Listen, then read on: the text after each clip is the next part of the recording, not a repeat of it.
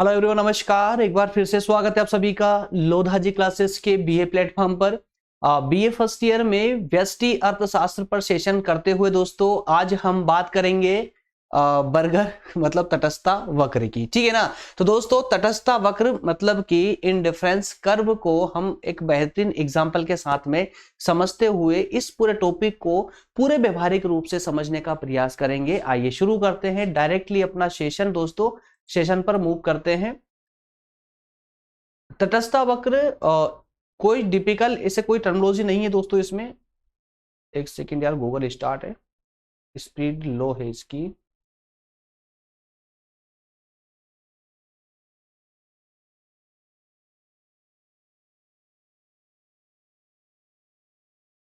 एक second. Okay friends, चलिए start करते हैं अपने सेशन को। स्टार्ट करते हैं डायरेक्टली अब।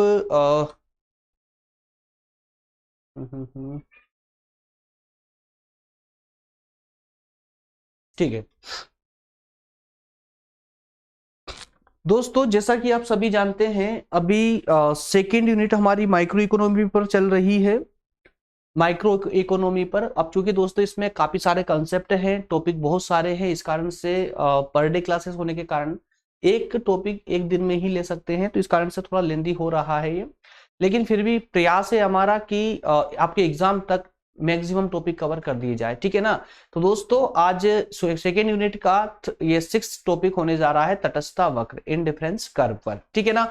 और इससे पहले भी क्रम अनुसार 1 बाय 1 सभी टॉपिकों को हम डिस्कस कर चुके हैं। फर्स्ट यूनिट से लेकर के अभी तक के सारे टॉपिक वाइज कोई भी टॉपिक बीच में छोड़ा नहीं गया है, और हमारे द्वारा पूरा प्रयास किया गया है कि अच्छे से एग्जाम्पल लेकर के पूरे व्यवहारिक रूप से इनको समझने का प्रयास किया जाए। क्लियर दोस्तों, आज के टॉपिक में हमें क्या क्या पढ़ना है, तो हमें कुछ बातों पर फोकस करते हुए आज के टॉपिक को हम कंप्लीट करेंगे। सबसे पहले हम बात करेंगे तटस्थता वक्र के विश्लेषण पर। ठीक है ना। उसके बाद उदासीनता का अर्थ, उदासीनता मतलब कि तटस्थता वक्र का अर्थ क्या होता है, उस अर्थ को समझेंगे। इसके बाद में इस उदाहरण के माध्यम से तटस्थता वक्र को एक उदाहरण के माध्यम से समझने का प्रयास करेंगे, तालिका और चित्र के माध्यम से भी। क्लियर। इसके बाद में दोस्तों हम इसकी विशेषताओं को देखेंगे। लास्ट में हम देखेंगे तटस्थता विश्लेषण की श्रेष्ठता को। क्लियर। महत्व यह कहें कि इससे पहले के जो भी उपयोगिता वक्र रहे हैं तो उन सबसे में श्रेष्ठ ये क्यों माना जाता है, ये सारी बातें दोस्तों हम इन 5 बिंदुओं के माध्यम से 1 बाय 1 करके देखने वाले हैं। लेकिन उससे पहले टॉपिक हम स्टार्ट करें उससे पहले ये पूरा टॉपिक, अब चूंकि दोस्तों तटस्थता वक्र जैसा कि आपको नाम से लग रहा है कि कुछ डिफिकल्ट जाने वाला है या सर के ऊपर से निकलने वाली स्थिति बन सकती है, तो इस सब के लिए हमें जरूरी है कि इसको एग्जाम्पल के माध्यम से या कहें कि व्यवहारिक रूप से पहले उसका इतना फ्रेमवर्क बना लिया जाए जिससे कि हमारा ये कंप्लीट एक स्ट्रक्चर बन जाए और सेशन पूरा इजीली समझ आने लगे। ठीक है ना। तो सबसे पहले इसको व्यवहारिक लेकर आइए, आपकी रियल लाइफ में लेकर आइए कि हम व्यवहारिक तौर पर अपने जीवन में कैसे इस वक्र का इस्तेमाल करते हैं। क्लियर। चलिए, तो दोस्तों हमने एग्जाम्पल के लिए 2 प्रोडक्ट का इस्तेमाल किया है। एक तरफ हमने रखा है हॉट डॉग को और एक तरफ लिया है बर्गर। ठीक है ना। एक तरफ हॉट डॉग और एक तरफ बर्गर। अब यहां पर हॉट डॉग भी आ गए, बर्गर भी आ गए, लेकिन इसको खाने वाला कोई नहीं आया। चलो उसको भी लेकर आ जाते हैं, है ना। चलो ये सब आ गए। अब इनको अपन एक नाम दे देते हैं अच्छा सा, इनको एक अच्छा सा नाम देते हैं, और एक अच्छा सा नाम हम इनको दे सकते हैं मिस्टर एक्स। ठीक है ना। इनका नाम है मिस्टर एक्स। अब इस बार बार एक्स का नाम आएगा तो भूल मत जाइएगा, है ना, यही विद्वान है। चलिए अब इसको कुछ ऐसे समझिए तटस्थता वक्र को। अभी हमारा टॉपिक स्टार्ट नहीं हुआ, याद रखिएगा, पर उस पूरे टॉपिक को हम पूरे आसान से आसान भाषा में या कहें कि पूरे व्यवहारिक रूप से रियल लाइफ में इस टॉपिक का इस्तेमाल करते हुए इनडिफरेंस कर्व का इस्तेमाल हम अपने वास्तविक जीवन में करते हुए उसको समझने का प्रयास कर रहे हैं। ठीक है ना। अब दोस्तों एक समय आता है कि मिस्टर एक्स जो है ये काफी भूखे हैं। ठीक है ना। ये जो इनकी स्माइल दिख रही है ना, ये स्माइल इन सबको देखने के बाद इनको ये स्माइल दिख रही है, लेकिन इससे पहले ये सैड थे। क्यों? क्योंकि ये भूखे थे। ठीक। अब इनको भोजन करना है, इन्हें अपनी भूख शांत करनी है, मतलब इन्हें अपने एक संतुष्टि के बिंदु तक पहुंचना है। तो अगर हम इनको, अब देखिए इनकी जो कैपेसिटी है वो कुछ इस प्रकार की है कि इनको अगर हम एक हॉट डॉग देते हैं तो इससे इनकी भूख शांत नहीं होगी। लेकिन अगर एक हॉट डॉग के साथ में 3 बर्गर भी अगर हम इनको दे दें, या फिर ऐसे बोलिए कि अगर ये एक हॉट डॉग के साथ अगर 3 बर्गर को ये खा लेते हैं तो ये पूरी तरह संतुष्ट हो जाती, इनकी भूख पूरी तरह संतुष्ट हो जाती है। ठीक है, लेकिन अगर मान लेते हैं कि यहां से एक बर्गर कम कर दिया जाए, मतलब बर्गर सिर्फ 2 ही रखे जाए, ठीक है ना, बर्गर 2 रखे जाए और एक हॉट डॉग दे, तो क्या इनकी भूख शांत होगी? नहीं होगी। क्यों? क्योंकि यहां से उनकी क्वांटिटी कम कर दी गई है। सिर्फ बेवरेज समझते चलिए, है ना। तो इसके लिए क्या करना पड़ेगा भाई, यहां पर इन्होंने बर्गर घटा दिया तो इधर हॉट डॉग को जोड़ दीजिए, बढ़ा दीजिए। तो देखिए इधर हॉट डॉग को बढ़ा दिया गया है तो 2 हॉट डॉग हो गए इधर और 2 बर्गर हो गए। अब भी इनकी संतुष्टि मतलब भूख शांत हो जाएगी।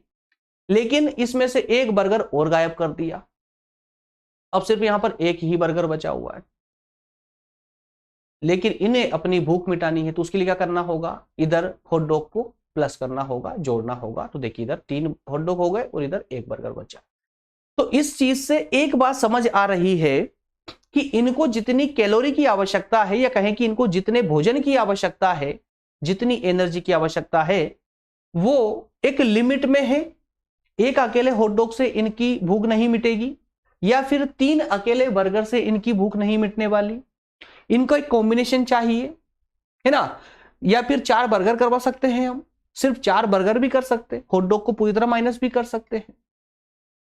बात समझ आ रही ना। तो देखिए जब एक हॉट डॉग है तो 3 बर्गर इनको लग रहे हैं, और जब 2 हॉट डॉग है तो 2 बर्गर, और 3 हॉट डॉग होने पर 1 बर्गर, मतलब कि इधर संख्या बढ़ती जा रही है तो इधर घटती जा रही है। समझ आ रहा है ना, एक तरफ संख्या बढ़ रही है तो दूसरी तरफ घट रही है। तो अब इसको ऐसे समझिए कि 2 वस्तुएं हैं, 2 प्रकार की वस्तुएं हैं, एक वस्तु हॉट डॉग और एक तरफ है बर्गर। तो दोनों वस्तुओं में से एक वस्तु की मात्रा को अगर हम कम करेंगे तो दूसरी वस्तु की मात्रा को बढ़ाना पड़ेगा, तभी जाकर के मिस्टर एक्स अपनी संतुष्टि के स्तर तक पहुंच पाएंगे, अर्थात उनको वस्तु की उपयोगिता प्राप्त हो पाएगी। क्लियर है। अब इसको थोड़ा सा और चेंज करके समझते हैं, थोड़ा सा। अब देखिए यहां पर ये समझ तो आया ना आपको कि मिस्टर एक्स को अपनी भूख शांत करने के लिए क्या, किस प्रकार से इनको प्राप्त करना होगा, है ना। एक अकेले हॉट डॉग से इनकी भूख शांत नहीं होगी, इसलिए हम इनको 3 बर्गर एक साथ में दे रहे हैं, दोनों को मिला करके हो जाएगा, इनका चल जाएगा काम, ठीक है ना। 2 बर्गर है तो 2 हॉट डॉग है, 3 हॉट डॉग है तो 1 बर्गर, कॉम्बिनेशन बन रहा है ना, समझ आ रहा है इसका। अब देखिए इसी को अगली स्लाइड पर आते हैं। अब इसको ऐसे समझिए, अब थोड़ा सा और सेम टू सेम वही कुछ है। अब देखिए यहां पर उसी क्वांटिटी को अब थोड़ा सा यहां पर हमने एक व्यवस्थित फॉर्मेट में जमा कर इसको देखते हैं जरा। देखिए अब मिस्टर एक्स को अपनी भूख शांत करनी है, भूख मिटानी है, तो क्या करना होगा इन्हें। जब इनके सामने 4 बर्गर होंगे, 4 हॉट डॉग होंगे, माफ कीजिएगा 4 हॉट डॉग होंगे, तो इनकी संतुष्टि का बिंदु ये होना चाहिए। क्यों होना चाहिए, देखिए जब ये 4 हॉट डॉग लेते हैं तो एक बर्गर की आवश्यकता इनको पड़ेगी। यहां पर एक क्वांटिटी हमने बढ़ा दी इसलिए, है ना, याद रखिएगा। जब 4 हॉट डॉग है तो 1 बर्गर की इन्हें आवश्यकता होगी, ठीक है। लेकिन वहीं पर जब इनमें से हॉट डॉग कम कर दिया गया है, 3 कर दिए, तो यहां पर अब बर्गर की संख्या बढ़ जाएगी, ठीक है ना। तो इन दोनों को हम यहां पर इस प्रकार से आपस में मिला देंगे, ठीक है। उसी प्रकार से हॉट डॉग और कम हो गए, 2 हो गए, तो बर्गर की संख्या इधर बढ़ चुकी है। हॉट डॉग अब मात्र 1 बचा है तो बर्गर यहां पर 4 हो चुके हैं, ठीक है ना। अब ये जो दोस्तों इनका ये जो दोनों की रेखाएं मिल रही है, ये हॉट डॉग और बर्गर वाली जो रेखाएं मिल रही है, ये इसकी संतुष्टि का बिंदु होंगे, संतुष्टि के बिंदु होंगे। इतना समझ आया, है ना। तो अब जो इसके मिस्टर एक्स की संतुष्टि के जो बिंदु है, पहला बिंदु, दूसरा, तीसरा और ये चौथा बिंदु, 4 बिंदु है। इन चारों बिंदुओं को अगर हम एक रेखा के माध्यम से मिला दें, एक लाइन खींच करके मिला दें, है ना, एक लाइन खींच करके मिला दें, तो कुछ इस प्रकार की लाइन बनेगी, ठीक है ना। ये कुछ इस प्रकार की लाइन बन रही है, क्लियर है। तो दोस्तों ये जो लाइन विभिन्न बिंदुओं को मिस्टर एक्स की संतुष्टि वाले विभिन्न बिंदुओं को जो लाइन आपस में जोड़ देती है वही लाइन यहां पर जो है तटस्थता वक्र कहलाती है। तटस्थता वक्र कहलाती है। बताइए कोई डाउट? यहां तक कोई डाउट है क्या? नहीं है ना? क्लियर है ना यहां तक का? देखिए ना, तो एकदम इजी वे में अब यहां पर एक चीज आप लोग और याद रखेंगे, जो आपको ये बिंदु दिख रहे हैं ना, अब आपको बिंदु नहीं बोलने। ये क्या है? देखिए 3 हॉटडॉग और 1 बर्गर, इसका क्या है? योग है, प्लस है ना, तीनों को प्लस किया हमने, दोनों को प्लस किया, माफ कीजिएगा दोनों को प्लस किया। 4 हॉटडॉग और 1 बर्गर, दोनों को प्लस किया, दोनों को प्लस किया, तो प्लस को हम हिंदी में क्या बोलते हैं? योग बोलते हैं, योग, ठीक है ना। लेकिन आप लोग योग नहीं बोलेंगे, इसको क्या बोलेंगे आप लोग? संयोग। क्या बोलेंगे? संयोग। बस इतना याद रखिएगा, योग ना बोल करके क्या बोलेंगे? संयोग। तो ये जो बिंदु है आपस में दोनों वस्तुओं की उपयोगिता को जोड़ने वाले संयोग जो है, जो आपस में मिलने वाले संयोग है, इन सभी संयोगों को आपस में मिलाने वाली रेखा ही कौन सी कहलाती है दोस्तों? तटस्थता वक्र कहलाती है। धीरे धीरे आइए, जो हमारा मेन कंसेप्ट है ना, उस पर धीरे धीरे हम आगे बढ़ेंगे तो आपको पूरा समझ आता चलेगा। ये यहां तक क्लियर है ना? तो देखिए यहां पर आपको 2 चीज देखने को मिली है। क्या मिली है? तटस्थता वक्र आप समझ गए। दूसरा जो बिंदु हम बात कर रहे हैं, संतुष्टि वाले बिंदु को हम क्या बोलेंगे? संयोग बोलेंगे। योग ना बोलकर योग क्यों बोल रहे थे? क्योंकि 4 हॉटडॉग 1 बर्गर या 3 हॉटडॉग 2 बर्गर, दोनों को जो आपस में जोड़ रहे हैं, तो जोड़ने वाले बिंदु को योग ना बोलते हो, क्या बोल रहे हैं यहां पर? संयोग बोल रहे हैं कि दोनों आपस में संयोग से जुड़े हैं। संयोग से जुड़ने के कारण ही मिस्टर एक्स अपनी संतुष्टि प्राप्त कर पा रहे हैं। क्लियर है? तो यहां पर आपने संयोग देखा, और विभिन्न संयोगों को मिलाने वाली जो रेखा होती है वो रेखा तटस्थता वक्र कहलाती है। क्लियर है? तटस्थता वक्र और उदासीनता वक्र एक ही है दोस्तों। तटस्थता रेखा, ठीक है ना, तटस्थता रेखा या जो है उदासीन रेखा एक ही कहलाती है। यहां तक का क्लियर है? चलिए अब थोड़ा सा हम इसको आगे बढ़ते हैं। अब हम अपनी मेन टॉपिक पर मूव करते हैं। अब आपने इतना समझा, बस ये अब जो आपने व्यवहारिक रूप से जो समझा है ना दोस्तों, पूरे लास्ट तक यही चलने वाला है, टोटल यही कहलाएगा आपका। अब देखिए, चलिए इस पर भी हम बाद में आएंगे, इसको भी हम बाद में देखेंगे। सबसे पहले हम जो है यहां पर इसको समझते जरा। देखिए जो आपने अभी समझा है, जो अभी आपने बर्गर और हॉटडॉग में देखा, अब उसी को हम यहां पर कुछ आंकड़ों के माध्यम से स्पष्ट करने का प्रयास करते हैं। 2 वस्तुएं ली है दोस्तों। एक वस्तु है एक्स, जिसे चाहे आप हॉटडॉग मान ले या बर्गर मान ले या रोटी मान ले या चावल, कुछ भी वस्तु मान सकते हैं आप लोग, ठीक है ना। और दूसरी वस्तु हमने ली वाई। 2 वस्तुएं हमने यहां पर ली है, याद रखिएगा, एक वस्तु एक्स है और दूसरी है वाई। क्लियर? देखिए यहां पर एक वस्तु, ये जो लाइन दिख रही है आपको नीचे वाली, ये लाइन है दोस्तों एक्स वस्तु की, और ये खड़ी जो लाइन दिख रही है आपको, ये है वाई वस्तु की, ठीक है ना। तो यहां पर हमने दिखाने का प्रयास किया है कि जब कोई व्यक्ति एक एक्स वस्तु लेता है, तो उसे अपनी संतुष्टि प्राप्त करने के लिए या उस वस्तु की उपयोगिता प्राप्त करने के लिए 10 वाय वस्तु का उपभोग करना पड़ता है। कितनी? 10 वाय वस्तु का, ठीक है। तब कहीं जाकर के वो व्यक्ति पूरी तरह संतुष्ट हो पाता है। तो एक आपका संयोग वाला बिंदु ये बन गया, ठीक। उसके बाद में अगर हम एक्स वस्तु को बढ़ा देते हैं, एक्स वस्तु को हमने 1 से 2 कर दिया, तो अब क्या होगा दोस्तों?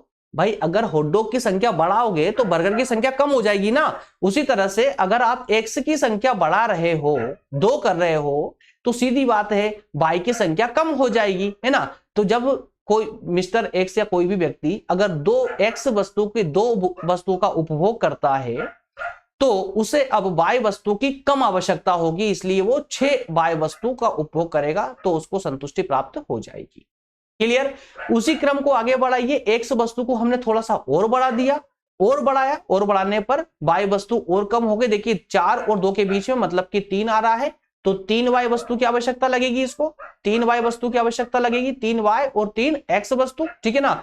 x वस्तु को हमने और बढ़ा दिया, बर्गर को और बढ़ा दिया, तो हॉट डॉग अपने आप और कम होते चले गए, मतलब कि एक ही बचा hot dog. I hope clear होगा, ठीक है ना।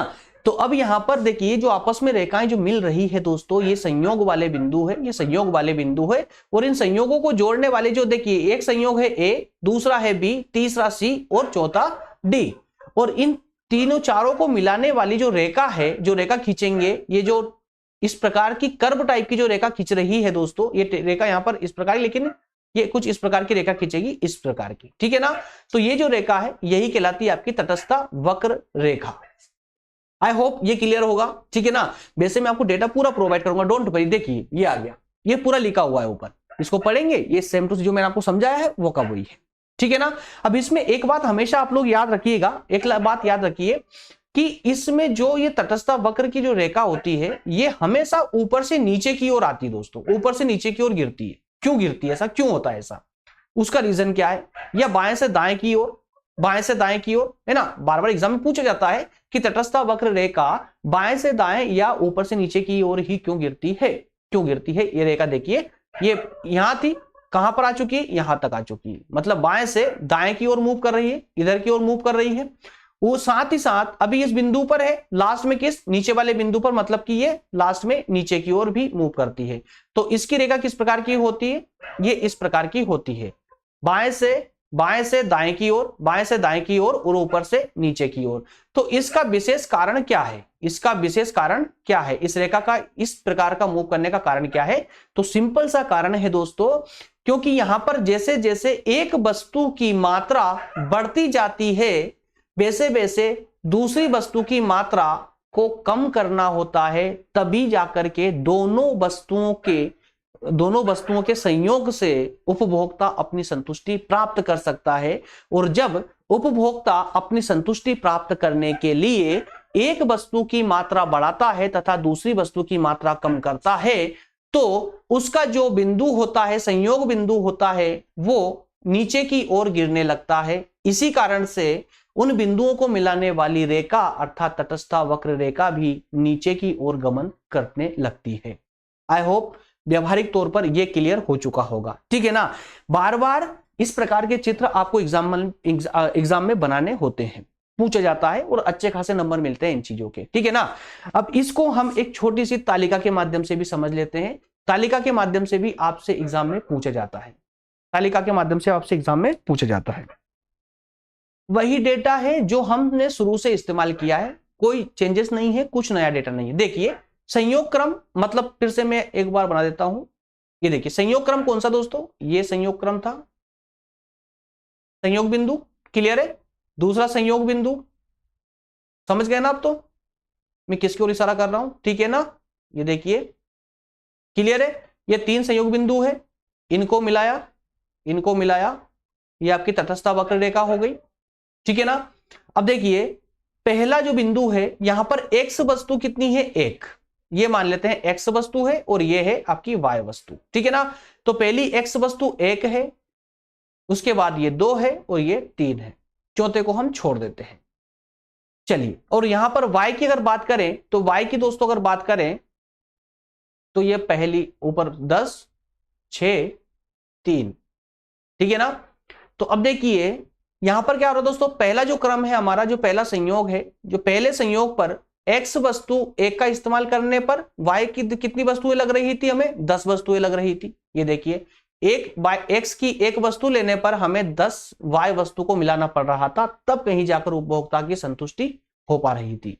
लेकिन जैसे ही हमने x वस्तु को बढ़ाया, तो इसलिए हमें y वस्तु कम करनी होगी, या फिर ऐसा भी बोल सकते हो कि अगर हमने y वस्तु को कम किया तो फिर x वस्तु को बढ़ाना पड़ेगा, ठीक है ना। तब जाकर के इसकी संतुष्टि का स्तर उपभोक्ता को प्राप्त हो पाएगा। तो यहां पर हमने y वस्तु को कम कर दिया, इसलिए x वस्तु को बढ़ा दिया, तो हमारा जो संतुष्टि वाला स्तर है यहां पर प्राप्त होता है, क्लियर है। इसी प्रकार से x वाली वस्तु बढ़ती जा रही है और y वाली वस्तु घटती जा रही है।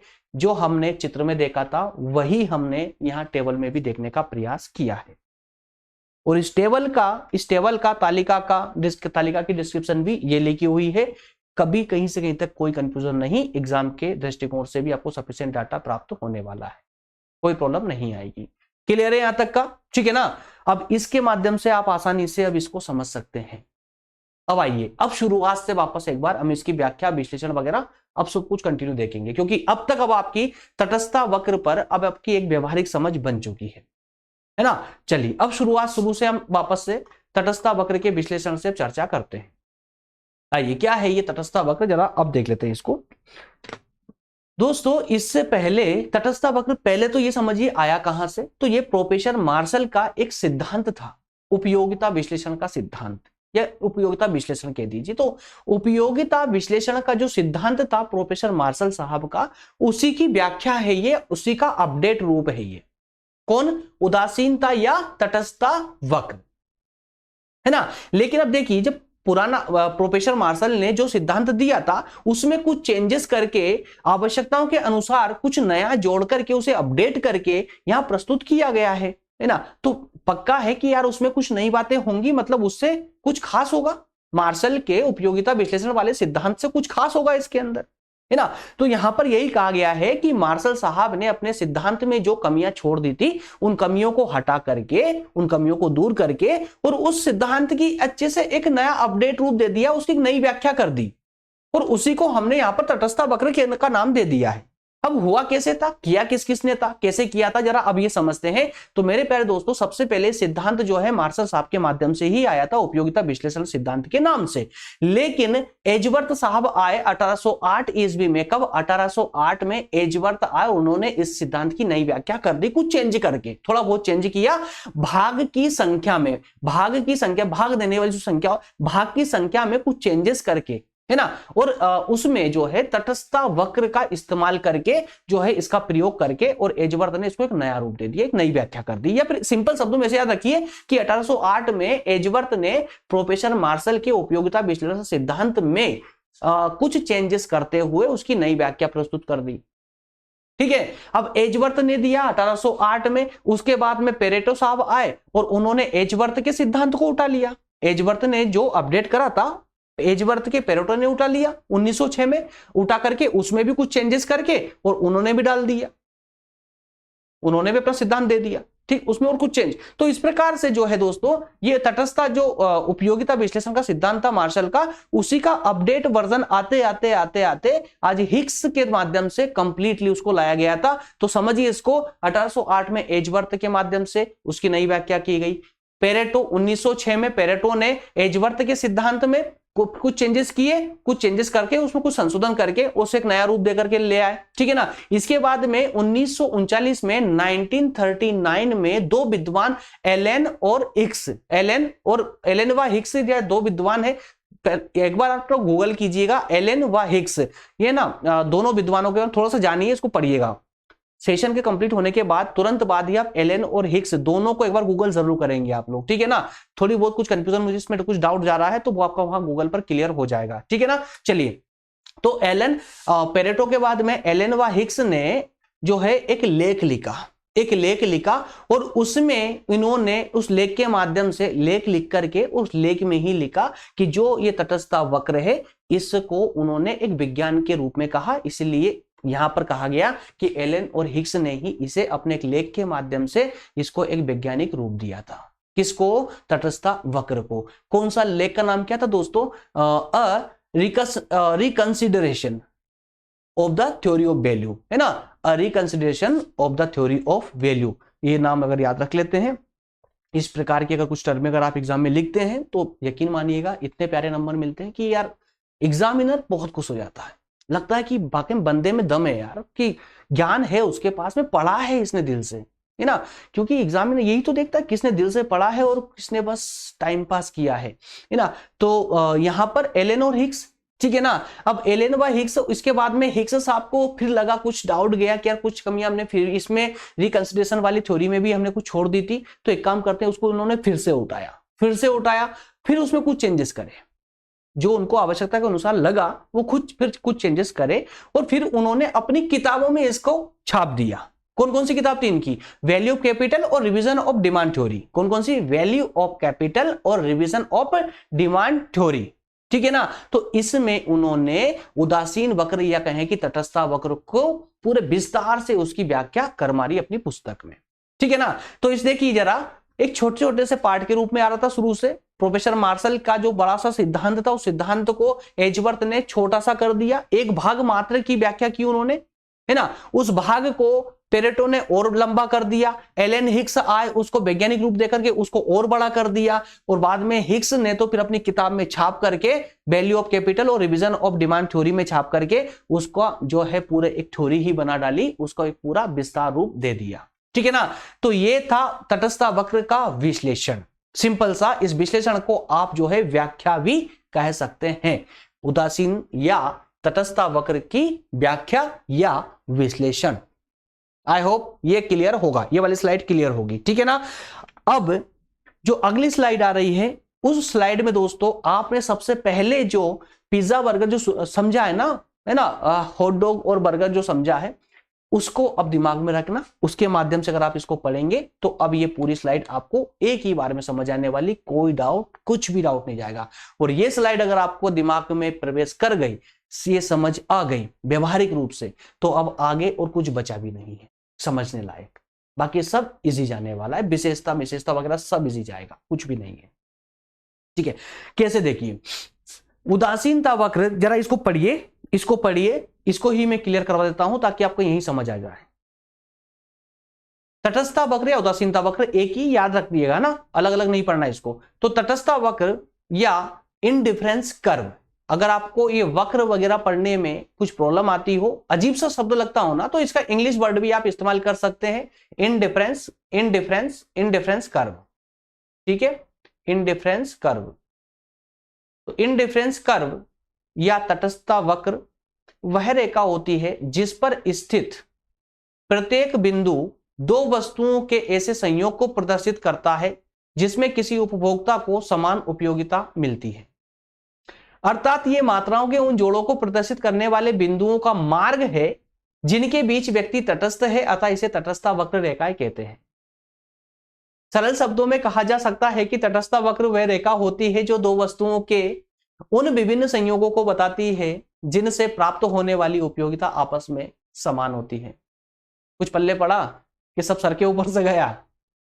चलिए कोई बात नहीं, अब आपके सर के ऊपर से नहीं जाएगा, अब आपके सर के ऊपर से नहीं जाएगा, लेकिन थोड़ी देर मुझे डिस्प्ले से गायब होना पड़ेगा।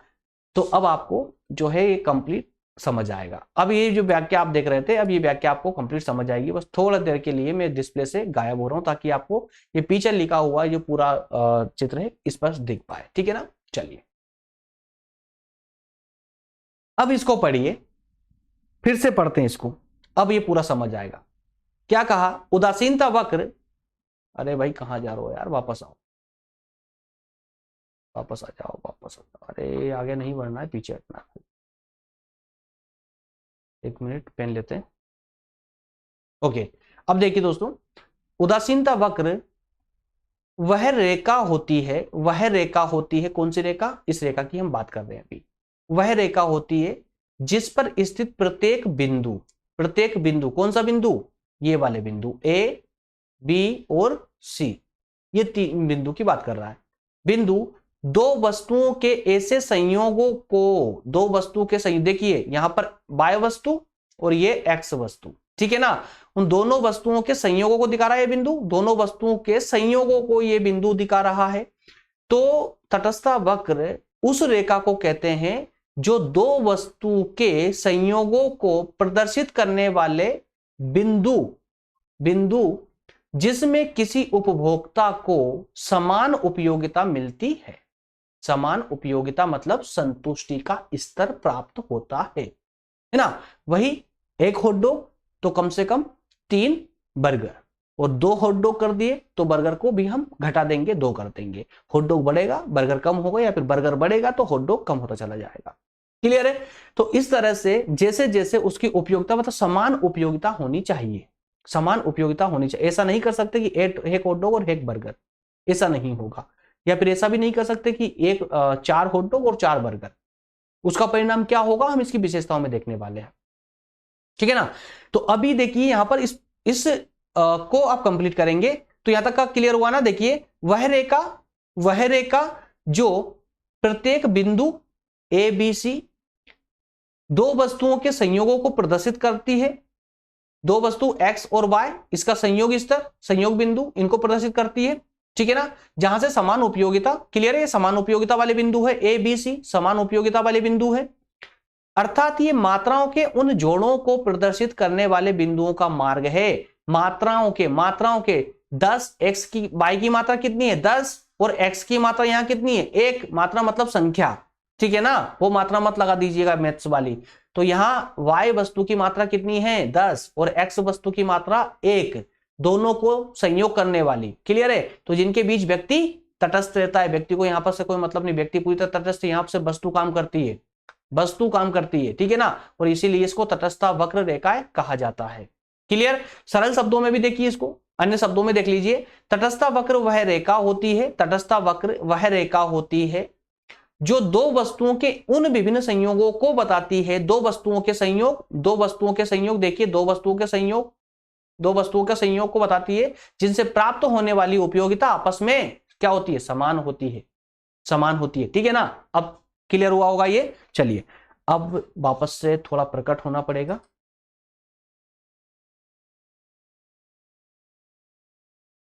ओके, आइए अब एक परिभाषा देख लेते हैं जो आपके एग्जाम के दृष्टिकोण से भी सही है और आपको इस्तेमाल भी एग्जाम में करना चाहिए। ऐसी कुछ परिभाषा, उस परिभाषा के रूप में हम किसको देखें, प्रोफेसर बोल्डिंग साहब की परिभाषा। प्रोफेसर बोल्डिंग ने कहा है कि समान अनुपात, समझिएगा यहां पर समान, दो वस्तु है ना, दो वस्तु की बात कर रहे हैं, दो वस्तु है, ठीक है। तो समान अनुपात प्रदर्शित करने वाली रेखाएं ही उदासीनता वक्र होती है। इसका मतलब क्या हुआ कि वो रेखा जो दो वस्तु के समान अनुपात को प्रदर्शित करती हो। अब ये तटस्था वक्र जो है दोस्तों, जो मेरे पीछे लगी हुई है, ये जहां जहां जिस बिंदु से टच हो रही है वो क्या कर रही है, दो वस्तुओं के समान स्तर को टच करते हुए निकल रही है आगे, है ना। इसलिए कहा गया है कि समान अनुपात प्रदर्शित करने वाली रेखा ही उदासीन वक्र होती है, जो वस्तुओं के ऐसे संयोगों को प्रदर्शित करती है जो एक दूसरे से ना तो अच्छे होते हैं और ना ही बुरे होते हैं। मतलब उन्होंने अपने हिसाब से परिभाषा दी, इनका मतलब ये कि ना ज्यादा होते हैं ना कम होते हैं। क्लियर है। तो इस तरह से दोस्तों आपका ये कंप्लीट होता है, इसका अर्थ जो मेन पार्ट था हमारा ये कंप्लीट हो चुका है। अब थोड़े से हम इसकी चाहे विशेषता बोलें या फिर आप इसके प्रकार बोलें, अब थोड़ा सा उस पर हम चर्चा करेंगे, है ना। ये सब आप देख चुके हैं, ठीक है। अब डायरेक्टली अब से आगे बढ़ते विशेषताओं पर। अब यहाँ पर आपको छोटा सा कुछ बातें करनी है। ये 5 प्रकार इसके देखने, प्रकार कहें या विशेषताएं, दोनों काम होंगे इसके अंदर, समझ ही जा रहा। इसकी विशेषता मतलब ये कि जो आप ये चित्र देख रहे हैं ना, जो चित्र है ना, ये बहुत खतरनाक है। अगर एक बार इसने आपको समझ लिया ना, सब कुछ इजी हो जाएगा। जिस आपने अभी तक व्यवहारिक रूप से समझा है, बस कुछ 5 टर्म और है इसकी, उन 5 टर्मों को मात्र समझ लीजिए, इजी हो जाएगा। इनमें से 1-2 टर्म तो आप समझ चुके हैं, वो क्या है जरा देखिए। पेन ले ले, पेन का कलर चेंज। ओके, पहली कंडीशन या पहली विशेषता क्या है, पेन बाबू कहां गए, अच्छा व्हाइट पे व्हाइट दिख नहीं रहा यार इसको ब्लैक कर लेते हैं।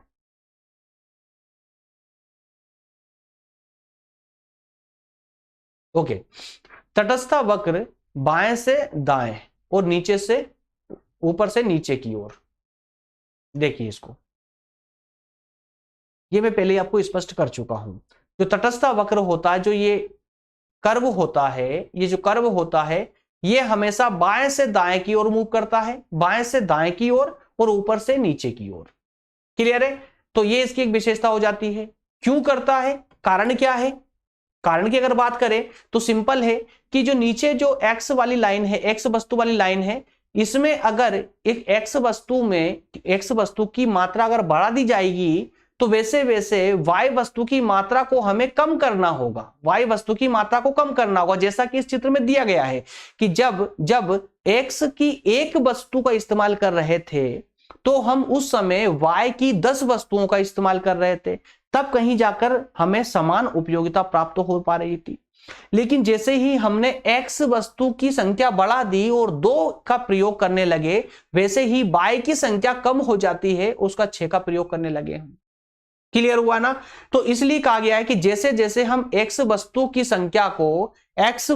संख्या को हम बढ़ाते चले जाते हैं और y की संख्या को घटाते चले जाते हैं, तो इन दोनों कंडीशनों में ही जो कर्व होता है हमारा, कर्व नीचे की ओर आना चालू हो जाता है। और चूंकि x की संख्या बढ़ने के कारण x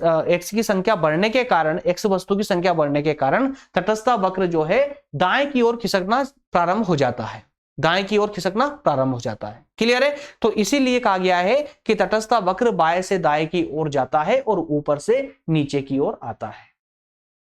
क्लियर? नेक्स्ट इसकी विशेषता है उदासीनता वक्र मूल्य बिंदु की ओर उन्नतोदर होता है, मूल्य बिंदु की तरफ उन्नतोदर होता है। अभी ऊपर वाले में आपने क्या देखा कि आप में से कुछ लोगों के दिमाग में आया भी होगा कि सर जब आप बता रहे हैं कि ये ऊपर से नीचे की ओर आ रहा है, तो नीचे से ऊपर की ओर भी तो जा सकता है। जैसे जैसे आप यहां समझिए इसको, जैसे मान ले कोई उपभोक्ता है ना, तो x वस्तु की 4 इकाइयों का उपभोग करता है पहले, और यहां पर इसकी 1 इकाई का उपभोग करता है, y वस्तु की 1 इकाई का उपभोग करता है। तो अभी कर्व कहां होगा हमारा? यहां होगा। ठीक है ना? तो जैसे जैसे ये x की मात्रा घटाते जाएगा और y की मात्रा बढ़ाते जाएगा, तो ये कर्व भी ऊपर की ओर आता जाएगा। ठीक है ना? इस प्रकार से। तो इस कंडीशन में क्या होगा? कर्व ऐसे चलेगा, इसकी दिशा ये होगी कर्व की, तो ये नीचे से ऊपर की ओर जा रहा है, तो यहां पर ये कहने का प्रयास किया गया है कि मूल बिंदु की ओर उन्नतोदर होता है। रीजन इसका पहले वाले का उल्टा कर दीजिए कि जब हम x वस्तु की मात्रा में कमी लाते हैं तो उस कंडीशन में हमें y की वस्तु की मात्रा को बढ़ाना होता है, और जब x वस्तु की मात्रा में कमी आएगी और y की वस्तु की मात्रा बढ़ती जाएगी, तो हमारा जो कर्व होगा, जो वक्र होगा, वो भी ऊपर की ओर उन्नतोदर होता चला जाएगा। आई होप इतना क्लियर। ठीक है ना? चलिए आगे इसकी बात करते हैं दोस्तों। आगे बात करते हैं ऊपर वाला उदासीन वक्र अधिक संतुष्टि प्रदान करता है। ऊपर वाला वक्र, एक मिनट,